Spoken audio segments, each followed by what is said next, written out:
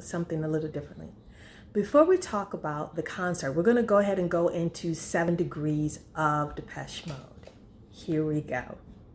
Now, SWV has, they've been around for a very long time, and they have a great relationship with Mary J. Blige. They sang with her, they toured with her, have a good relationship. And as we all know about the infamous relationship between Mary J. and Casey back in the 90s, well, Mary J. Blige has also been able to rack up an amazing IMDb.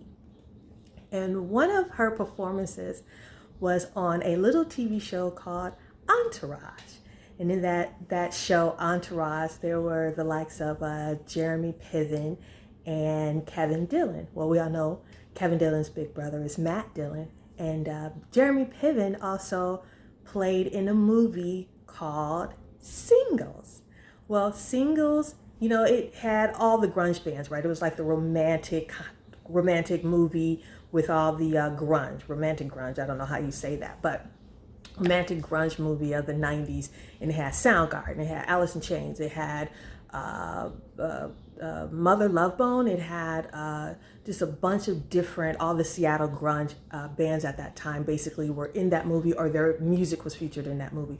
Well, one of the bands that had their music featured in that movie was a band called the Screaming Trees. Now, a member of the Screaming Trees, his name was Mark Lanigan, if I'm saying that correctly. Mark Lanigan, who sadly passed away last year. You know, you guys, a lot of people are just, you know, tomorrow's not promised to any of us. It's not promised to any of us, whether you're a musician, artist, lay person who's working in a company. It's just not promised to any of us. So sadly, Mark Lanigan is no longer with us. But Mark Lanigan also collaborated with another group called Soul Savers.